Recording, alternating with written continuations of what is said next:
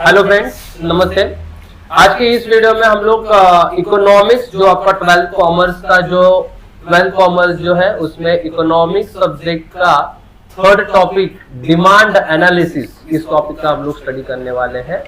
सो आपका जो टॉपिक है थर्ड ए डिमांड एनालिसिस, उसमें टोटल आपको 5 क्वेश्चन है। Law of demand explain with assumption and exception, उसके बाद है टाइप्स ऑफ डिमांड, उसके बाद है determinants of demand, explain the changes in demand, explain the variation in demand. Total ये आपको 5 क्वेश्चन है। उसमें से आज के इस वीडियो में हम लोग खाली पहला क्वेश्चन देखने वाले हैं। क्वेश्चन का नाम है law of demand explain with the assumption and exception. Very important question है फॉर बोर्ड। ये क्वेश्चन आपको अजम्पशन एंड एक्सेप्शन दोनों के साथ 8 मार्क्स कैरी करता है। सो प्रॉपर ध्यान देना, एकदम इंपॉर्टेंट क्वेश्चन है और ये क्वेश्चन बहुत बार आपके बोर्ड के क्वेश्चन पेपर में आ गया है, इसके लिए प्रॉपर ध्यान देना। क्वेश्चन का नाम है law of demand with assumption and exception. Question चालू करने से पहले हम लोग डिमांड होता क्या है, डिमांड का मीनिंग क्या है, वो हम लोग पहले देखेंगे। तो डिमांड क्या होता है? Demand means desire and want for something. So demand means a desire or want for something. Demand एक desire होता है। Desire means my dear इच्छा। किसी चीज को आपको लेना है तो उसके पहले आपके मन में क्या होता है? इच्छा निर्माण होता है, और इच्छा निर्माण होने के बाद आप वो चीज क्या करते हो? खरीदते हो। खरीदते हो मतलब उस चीज के लिए आप क्या कर रहे हो? डिमांड कर रहे हो। तो इसके लिए डिमांड का मीनिंग क्या होता है? डिमांड मीन्स अ डिजायर और वांट फॉर समथिंग। क्लियर? तो किसी चीज की आपको मन में इच्छा निर्माण हो गई, मतलब आप वो चीज लेने के लिए जाएंगे, मतलब वो चीज आप मार्केट में क्या करेंगे? डिमांड करेंगे। इसके लिए उसको क्या बोला जाता है? डिमांड मीन्स अ डिजायर और वांट फॉर समथिंग। डिमांड के टोटल 3 कंडीशन रिक्वायर है। फर्स्ट कंडीशन है डिजायर फॉर द कमोडिटी। आपने डिमांड के लिए डिजायर, मतलब डिजायर तो इच्छा, आपने इच्छा तो तैयार कर ली कि मुझे वो चीज लेना है। Desire for the commodity, commodity मतलब एक चीज या वस्तु आपको लेना है, डिजायर कर लिया। उसके बाद आपको वो चीज लेने के लिए आपकी क्या होनी चाहिए? Ability. So ability to pay, and वो चीज लेने के बाद आप क्या होने चाहिए? Willingness to pay for the commodity, for the commodity. Clear? So demand के टोटल 3 कंडीशन रिक्वायर है। Desire for the commodity, ability to pay and willingness to pay for the commodity. तो डिमांड मीन्स क्या होता है my dear? Demand means desire और want for something. Next third point है demand is that a quantity of the commodity which is person is ready to buy a particular price. Demand एक ऐसी चीज है जहां पे पर्सन रेडी होता है बाय करने के लिए, मतलब खरीदने के लिए रेडी होता है एट अ पर्टिकुलर प्राइस। एक प्राइस डिसाइड होगा, उसके ऊपर वो कस्टमर क्या करेगा? उस चीज को परचेस करेगा। परचेस करने से पहले आपको वो चीज के लिए क्या हो गई थी? डिजायर हो गई थी। तो डिमांड मतलब क्या होता है my dear? Desire. Demand means desire और want for something. Clear? So ये हो गया डिमांड का इंट्रोडक्शन। उसके बाद हम लोग डेफिनेशन भी देखेंगे। डिमांड का डेफिनेशन क्या है? According to Professor Benham, the demand for anything at a given price is the amount of it which will be bought per unit of a time at that price. ये है definition, बेनहाम का definition है। क्या बोलता है बेनहाम? The demand for anything at a given price, आप demand कर रहे हो anything at a given price is the amount of it, जो भी अमाउंट है, which will be bought, but मतलब आप परचेस कर रहे हो पर यूनिट ऑफ टाइम, एक पर यूनिट रहेगा टाइम एट दैट प्राइस, जो भी प्राइस है वहां उसके ऊपर। तो ये था आपका डेफिनेशन। अभी आपका रियल क्वेश्चन स्टार्ट होता है। क्वेश्चन का नाम है law of demand. So law of demand का आपको पहला इंट्रोडक्शन देखना है। सो लॉ ऑफ डिमांड का इंट्रोडक्शन क्या है, देखो पहली बात तो आपको ये पता होगा कि आपको 12th कॉमर्स में 1 to 6 टॉपिक तक जो इकोनॉमिक्स है वो इकोनॉमिक्स माइक्रो इकोनॉमिक्स है, और 7 to 10 टॉपिक तक जो इकोनॉमिक्स है वो मैक्रो इकोनॉमिक्स है। सो माइक्रो इकोनॉमिक्स जो है वो आपको micro means small and macro means large. So micro मतलब स्मॉल इकोनॉमिक्स, जो छोटे छोटे इकोनॉमिक्स के पार्ट है वो हम लोग को माइक्रो इकोनॉमिक्स में पढ़ने, उसमें से ही आपका ये जो टॉपिक है demand analysis. So law of demand का इंट्रोडक्शन हम लोग देखेंगे। इंट्रोडक्शन है लॉ ऑफ डिमांड का, वो है law of demand is given bye, law of demand जो है वो गिवन बाय किसने दिया है, डॉक्टर अल्फ्रेड मार्शल ने। किसने दिया है my dear, doctor Alfred Marshall. In his book principle of economics, मतलब जो ये लॉ ऑफ डिमांड है वो कहां पे लिखा हुआ है, प्रिंसिपल ऑफ इकोनॉमिक्स एक बुक में लिखा हुआ है, और वो बुक पब्लिश किया गया था 1890 को। सो आपका इंट्रोडक्शन का फर्स्ट पॉइंट क्या है my dear, law of demand is given by doctor Alfred Marshall in his book principle of economics publish in 1890। Law of demand ये जो बेस है वो अजम्पशन एज वेल एज किसके ऊपर बेस है, एक्सेप्शन के ऊपर बेस है। So law of demand is based on assumption as well as exception. तो ये हो गया लॉ ऑफ डिमांड का इंट्रोडक्शन। उसके बाद लॉ ऑफ डिमांड का हम लोग को स्टेटमेंट देखना है। It is very important statement, because of statement में आप कुछ भी चेंजेस नहीं कर सकते हो। Economics is an primary language, so economics का आप स्टेटमेंट चेंज नहीं कर सकते, बिकॉज ऑफ वो स्टेटमेंट एक इकोनॉमिक्स ने लिखा रहता है, तो वो स्टेटमेंट वैसे के वैसा ही आना चाहिए। So statement of the law, law of demand का जो स्टेटमेंट है वो क्या है देखते हैं। According to Professor Alfred Marshall, other things being equal, when price rises, demand falls, and when price falls, demand rises. मतलब आपको मीनिंग समझे क्या, कि जब प्राइस राइज होगा तब डिमांड फॉल्स होगा, एंड प्राइस फॉल्स होगा तो डिमांड राइज होगा। यही आपका स्टेटमेंट है। क्या याद रखना है, when price rises demand falls, when price falls demand rises. Rises मतलब बढ़ रहा है, फॉल्स मतलब कम हो रहा है। मतलब जब प्राइस बढ़ रहा है तो डिमांड कम हो रहा है, और प्राइस कम हो रहा है तब डिमांड बढ़ रहा है। ये था आपका स्टेटमेंट। कैसे याद रखेंगे, इसको बोलेंगे कैसे, एक बार फिर से स्टेटमेंट लिखिए। स्टेटमेंट क्या है, according to professor Alfred Marshall, other things being equal, when price rises demand falls, and when price falls demand rises. मतलब आपको जब प्राइस बढ़ेगा तब डिमांड कम होगा, और प्राइस कम होगा तब डिमांड बढ़ेगा। ये आपको स्टेटमेंट याद रखना है। लॉ ऑफ डिमांड का ये सिंपल स्टेटमेंट आपको फंडा याद रखना है। जब प्राइस बढ़ेगा तब डिमांड कम होगा, प्राइस कम होगा तब डिमांड बढ़ेगा। क्लियर। उसके बाद पहला हम लोग ने इंट्रोडक्शन देखा। इंट्रोडक्शन क्या था, फिर से एक बार दोहराएंगे। क्या था my dear, law of demand is given by professor या doctor Alfred Marshall in his book. उन्होंने वो बुक में लिखा था, उस बुक का नाम था प्रिंसिपल ऑफ इकोनॉमिक्स, और वो बुक्स उन्होंने पब्लिश किया था 1890। लॉ ऑफ डिमांड में हम लोग को दो चीज एक्सप्लेन करना है। या पहला चीज जो है वो है assumption, एंड दूसरा चीज जो है वो है exception. So law of demand is based on assumption as well as exception.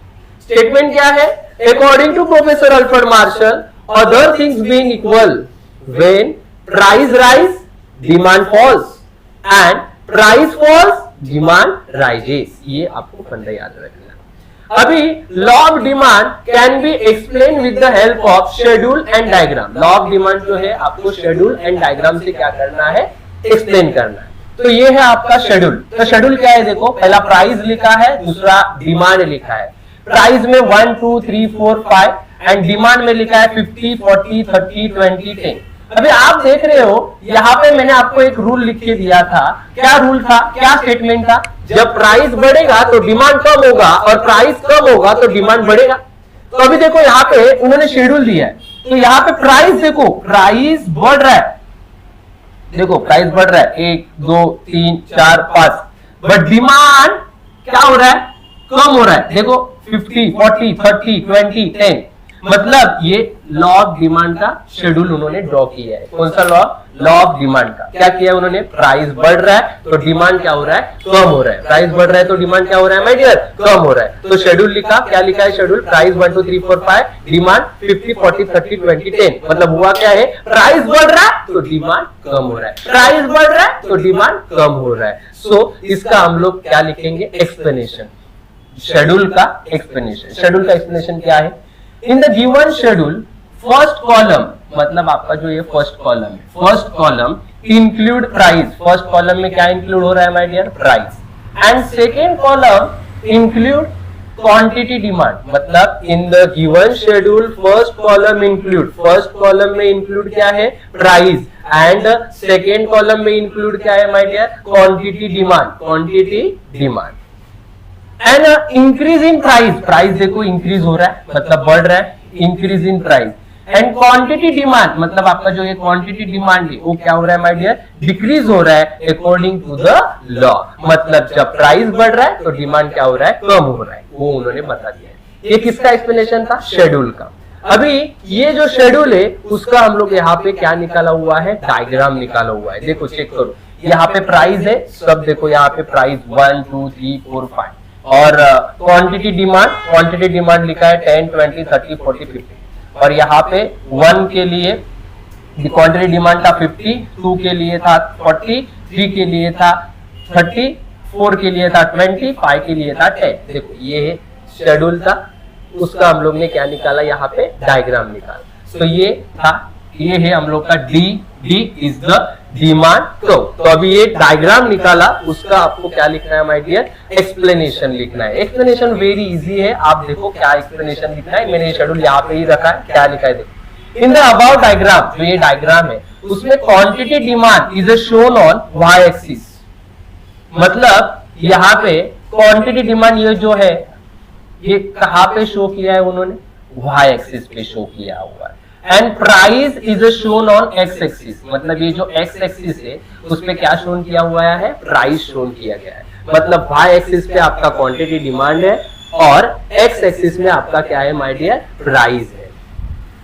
तो D is the demand curve, ये जो आपका कर्व है देखो, D is the demand curve which is downward from left to right. देखो ये नीचे गया है ना, डाउनवर्ड मतलब ये नीचे गया है कि नहीं? तो downward from left to right, left से लेके राइट से कैसे गया हुआ है? डाउनवर्ड गया हुआ है। So in the about diagram quantity demand is shown on Y axis पे क्वांटिटी डिमांड दिखा रहा है, एक्स एक्सिस पे प्राइस दिखा रहा है, और सेकंड पॉइंट में लिखा है D is the demand curve which is downward from left to right. बहुत इजी है, एकदम इजी क्वेश्चन बाहर करना है। देखो पहला क्या था माय डियर? हम लोग ने क्या देखा? पहला इंट्रोडक्शन देखा, उसके बाद स्टेटमेंट देखा, स्टेटमेंट के बाद ये शेड्यूल था, शेड्यूल का एक्सप्लेनेशन लिखा, ये डायग्राम लिखा है, और डायग्राम का क्या लिखा है? ये एक्सप्लेनेशन लिखा है। ये हो गया लॉ ऑफ डिमांड। अभी लॉ ऑफ डिमांड का हम लोग को क्या देखना है माय डियर? अजम्पशन देखना है। क्या देखना है my dear? Assumption. So assumption क्या है? देखो अजम्पशन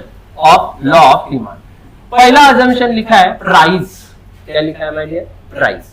क्या है अजम्पशन प्राइस का? एक्सप्लेनेशन क्या है? It is to be assume that, assume करना है price should not be change, price change नहीं हुआ तो if price change demand also change. आपको ये पता है ना, जैसे कि प्राइस बढ़ेगा तो डिमांड कम होगा, प्राइस कम होगा तो डिमांड बढ़ेगा, मतलब प्राइस चेंज हो गया तो डिमांड आल्सो भी क्या होगा? चेंज होगा। तो वही बता दिया है प्राइस। क्या लिखा है? It is to be assume that price should not be change, if price change demand also change. Next assumption क्या है माय डियर? इनकम। क्या लिखा है? इनकम। इनकम में भी वही सेम आपको रिपीट करना है, खाली प्राइस के जगह पे अभी यहाँ पे क्या लिखेंगे? इनकम। क्या लिखना है? It is to be assume that income should not be change, if income change demand also change. Next क्या लिखा है माय डियर? पॉपुलेशन। क्या है अजम्पशन? पॉपुलेशन क्या है? It is to be assumed that population should not be changed. If a population change, demand also change. मतलब कुछ भी change होगा तो demand भी क्या होगा, change होगा. Next क्या लिखा है, fourth of taste and habit. It is to be assumed that taste and habit should not be changed. If a taste and habit change, demand also change. Government policy में क्या लिखा, it is to be assume that government policy should not be change. If government policy change, demand also change. Advertisement में क्या लिखा, it is to be assume that advertisement should not be change. If advertisement change, demand also change. Taxation policy, it is to be assumed that taxation policy should not be changed. If a taxation policy change, demand also change. No acceptation about future changes in price. मतलब future में आपका क्या price change होगा वो accept नहीं कर सकते. इसके लिए लिखा है no exception about future changes in price. It is to be assumed that consumer do not expect any future changes. Consumer except नहीं कर सकता फ्यूचर में क्या चेंजेस हो सकता है in a price. If a consumer expect any future changes, consumer ने accept किया future changes in price, तो डिमांड also भी क्या होगा, चेंज होगा. मतलब फ्यूचर में प्राइस बढ़ा तो डिमांड भी क्या होगा, चेंज ही होने वाला है. तो ये था आपका अजम्पशन. क्या क्या पॉइंट है देखो, एकदम याद रखना है. पहला पॉइंट है अजम्पशन का प्राइस, उसके बाद है पॉपुलेशन, थर्ड पॉइंट पहला है प्राइस, सेकंड पॉइंट है इनकम, थर्ड पॉइंट है पॉपुलेशन, फोर्थ पॉइंट है taste and habit, fifth point है गवर्नमेंट पॉलिसी, सिक्स पॉइंट है एडवर्टाइजमेंट, सेवन पॉइंट है टैक्सेशन पॉलिसी और आठवां पॉइंट है no exception about future changes in price. फिर से याद रखेंगे, पहला क्या है, price, income, population, taxation policy, government policy, उसके बाद एडवर्टाइजमेंट और टेस्ट एंड हैबिट. क्लियर, याद होगा सबको क्या क्या लिखा है. फिर से मैंने एक बार अजम्पशन दोहराता हूं. क्या लिखा है, प्राइस, इनकम, प्राइस पहला, उसके बाद income, then population, then taste and habit, then government policy, then advertisement, then taxation policy and last में लिखा है no exception about future changes in price. ये है आपका लॉ ऑफ डिमांड का अजम्पशन. अभी और एक बाकी है, क्या है my dear, exception. My dear 8 mark का क्वेश्चन है, ये पूरा आपको लिखना है.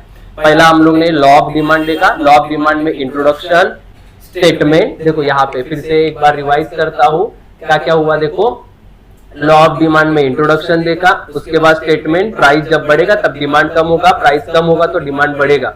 उसके बाद ये क्या देखा हम लोग ने, शेड्यूल का ये एक्सप्लेनेशन था.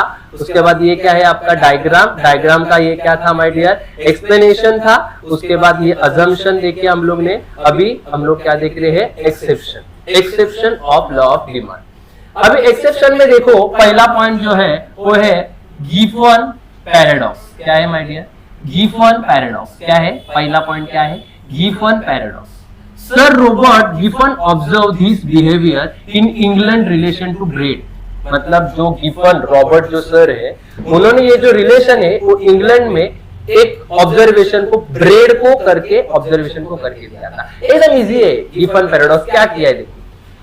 When the price of the bread आपको पता है ना, ब्रेड मस्का मार के आप खाते हो, ब्रेड वैसा ब्रेड. सो उसका क्या किया उन्होंने, ऑब्जर्वेशन किया था गिफन, रॉबर्ट गिफन ने.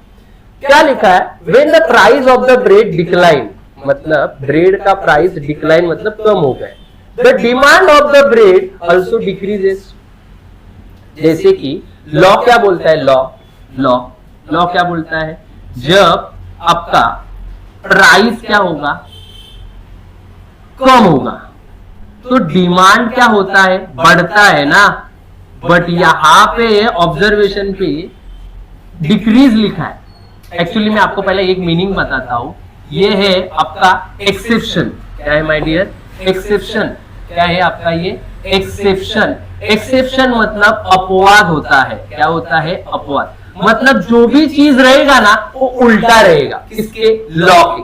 मतलब आपका लॉ क्या बोलता है, जब प्राइस बढ़ेगा तो डिमांड कम होगा, प्राइस कम होगा तो डिमांड बढ़ेगा. ये बताता है लॉ, बराबर है कि नहीं. बट लॉ के ये एक्सेप्शन क्या रहेंगे, सब अपोजिट रहेंगे. जैसे कि लॉ बोल रहा है प्राइस कम होगा तो डिमांड बढ़ेगा, बट यहाँ पे देखो when price bread of the decline, price कम हो रहा है ब्रेड का, तो डिमांड भी ब्रेड का क्या हो रहा है, कम हो रहा है, because of increasing purchasing power of the consumer. Inferior goods और low quality goods falls if price falls. ये गलत है, लॉ के उल्टा है. कैसे? जब प्राइस कम हो रहा है तो डिमांड भी कम हो रहा है, तो ये लॉ के उल्टा है, क्योंकि लॉ क्या बोलता है, जब प्राइस कम होगा तो डिमांड क्या होगा, बढ़ेगा. तो ये लॉ के क्या है, अपोजिट है, एक्सेप्शन है. ये क्या है, एक्सेप्शन. तो ये था पहला पॉइंट, गिब्बन पैराडॉक्स. उसके बाद second, and consumer preferred buy to superior goods like the, ये कुछ होगा. उसके बाद क्या है सेकेंड पॉइंट आपका, प्रेस्टीज गुड्स. क्या लिखा है my dear, prestige goods. Prestige goods मतलब जैसे कि like expensive goods like diamond, gold etcetera are status symbol. लोग डायमंड खरीदते, गोल्ड खरीदते, अमीर लोग, बराबर है कि नहीं, तो उनका क्या होता है, स्टेटस होता है. So rich people buy more of it even when their price are high. मतलब जो रिच पीपल रहते हैं ना, वो गोल्ड कब खरीदने जाते हैं मालूम है, जब प्राइस बढ़ेगा. तो ये लॉ के उल्टा है, क्योंकि लॉ क्या बोलता है, जब प्राइस बढ़ेगा तो डिमांड क्या होना चाहिए था, कम. बट इन लोगों का क्या हो रहा है, जब प्राइस बढ़ रहा है तो डिमांड भी वो लोग क्या कर रहे हैं, हाई कर रहे. तो लॉ के कैसा, ये उल्टा है. इसके लिए ये लॉ को क्या करता है, अपोजिट करता है. क्लियर? मतलब जब रिच पीपल क्या होते हैं, प्राइस बढ़ता है तभी डिमांड भी हाई करते हैं.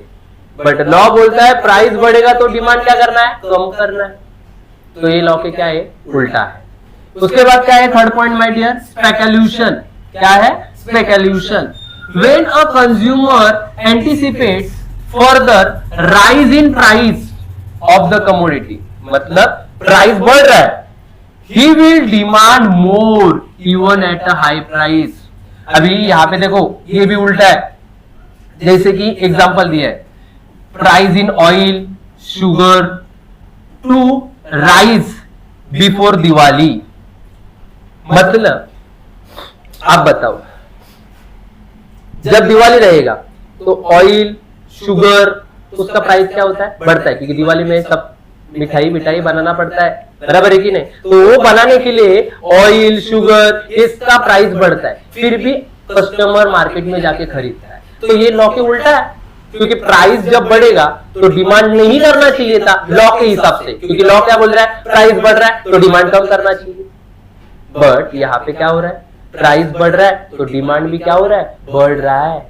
इसके लिए ये लॉ के क्या है, अपोजिट है. और एक एग्जांपल दिया है उन्होंने, people go on purchasing more at a high price. They anticipate, बस एक ही प्राइस लिखा है, एक ही एग्जांपल लिखा है. मतलब उन्होंने बताया है कि ऑयल, शुगर, इसका प्राइस बढ़ता है दिवाली के पहले, फिर भी लोग क्या करने जा रहे हैं, परचेस करने जा रहे हैं. तो ये लॉ के क्या है माय डियर, अपोजिट है. क्या है लॉ के माय डियर, ये अपोजिट है. इसके लिए ये भी लॉ को क्या करता है, अपोजिट करता है. पहला पॉइंट क्या देखा था माय डियर हम लोग ने, गिब्बन पैराडॉक्स. इसने किसका एग्जांपल दिया था, ब्रेड का.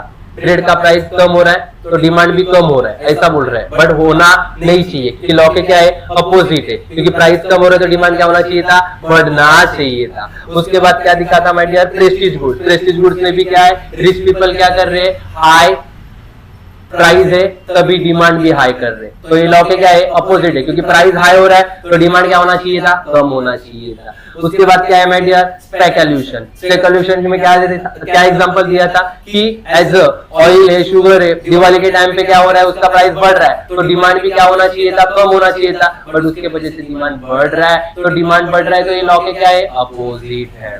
उसके बाद क्या है my dear, fourth point, price illusion. क्या लिखा है fourth point, price illusion. Consumer have an illusion that high price goods are before better quantity.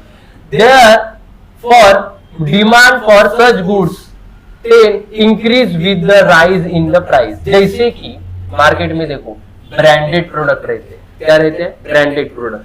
आप देखो ब्रांडेड प्रोडक्ट खरीदने के लिए लोग जाते हैं, प्राइस हाई है ना, फिर भी लोग उसका क्या कर रहे हैं, डिमांड कर रहे हैं। तो ये लॉ के क्या है, अपोजिट है।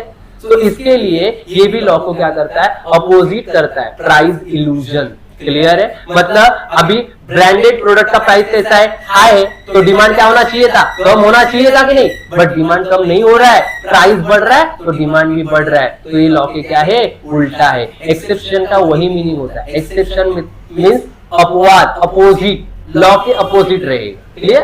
नेक्स्ट क्या लिखा है my dear, habitual goods.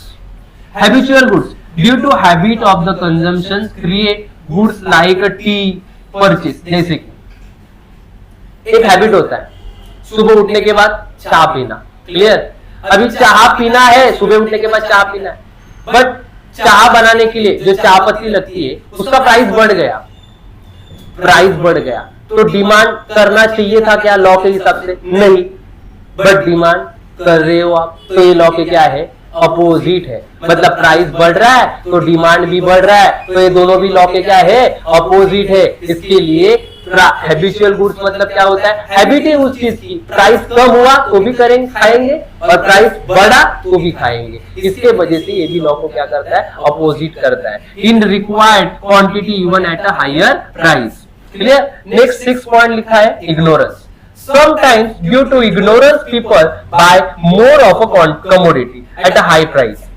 This may happen when consumer is ignorant. मतलब sometimes due to ignorance people, मतलब जो people ignores करते, buy more of a commodity at a high price.